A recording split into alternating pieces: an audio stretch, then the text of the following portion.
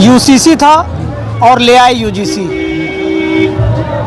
अमित शाह नहीं चाहते कि योगी आदित्यनाथ किसी भी तरह केंद्र में प्रमुख पद पे पहुंच जाएं या प्रधानमंत्री की कुर्सी पे मिले।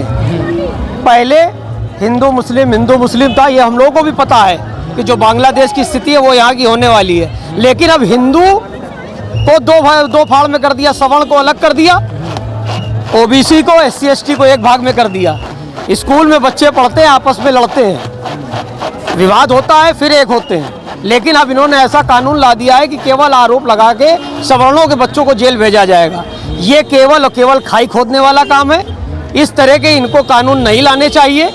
अब इनको लग रहा है कि बांट करके ही राजनीति कर सकते हैं, तो ये उसी प्रकार का काम कर रहे हैं। धीरेन्द्र शास्त्री, अनिरुद्धाचार्य, बड़े बड़े संत सबको एक मंच पे लाने का काम कर रहे हैं, एक दूसरे को बंटने से रोकने का काम कर रहे हैं। लेकिन अब जो हिंदुत्व का झंडा लेके चलने वाली सरकार थी, आज हमें ये नहीं लगता कि उसकी मति कहाँ मारी गई है कि ये यूजीसी जैसा कानून ला करके हिंदुओं को आपस में बांट रहे हैं। इस तरह का कानून वापस लेना चाहिए और हिंदुओं को एक करके एक मंच पे लाना चाहिए। हाँ, अगर किसी ने दोष किया है तो उसकी जांच होनी चाहिए, उसको जेल भेजना चाहिए, लेकिन इस तरह का कानून नहीं लाना चाहिए। जिस प्रकार से 2025 में आपने एक संसद इनवाइट किया था, सभी साधु संत एक जगह बैठे थे, फिर हिंदू राष्ट्र बनाने का एक मुद्दा पारित हुआ था, उसमें नियम कानून बने थे। क्या इस बार भी कोई नियम कानून बना है कि नहीं?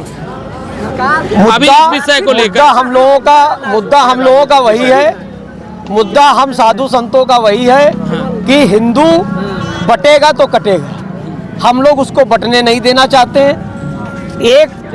140 करोड़ भारतीयों में जहाँ पे 125 करोड़ हिंदू हो, वो हिंदू राष्ट्र तो है ही है, लेकिन उसकी खाली घोषणा भर बाकी है। इनको उस चीज़ को लागू ना करके अब यूजीसी ला करके हिंदुओं को बांटने का काम कर रहे हैं। ये मोदी जी और अमित शाह ये अच्छा कार्य नहीं कर रहे हैं। जिस तरह से ये कानून ला रहे हैं उस तरह से एक दूसरे के खून के प्यासे हिंदू हो जाएंगे। बच्चों की लड़ाई घर में नहीं आनी चाहिए, बच्चों की लड़ाई स्कूल में ख़त्म होनी चाहिए। लेकिन अब ये बच्चों की लड़ाई कोर्ट तक ले जाना चाहते हैं और जो भी बच्चे होनहार हैं उनका भविष्य खराब करने का काम करते हैं। सबसे पहले तो आरक्षण इनको केवल आर्थिक तौर पे लागू करना चाहिए। जिसकी जितनी शिक्षा के आधार पे लागू करें, जिसकी जितनी योग्यता होगी, जिसकी शिक्षा होगी, उसको उसी हिसाब से पद मिलेगा। अगर वो इंटर किया हुआ है तो वो चपरासी बनेगा, उसने BA किया हुआ है तो बाबू बनेगा, उससे ऊपर पढ़ाई करी है तो PCS बनेगा, उससे ऊपर पढ़ाई करी है तो IAS बनेगा।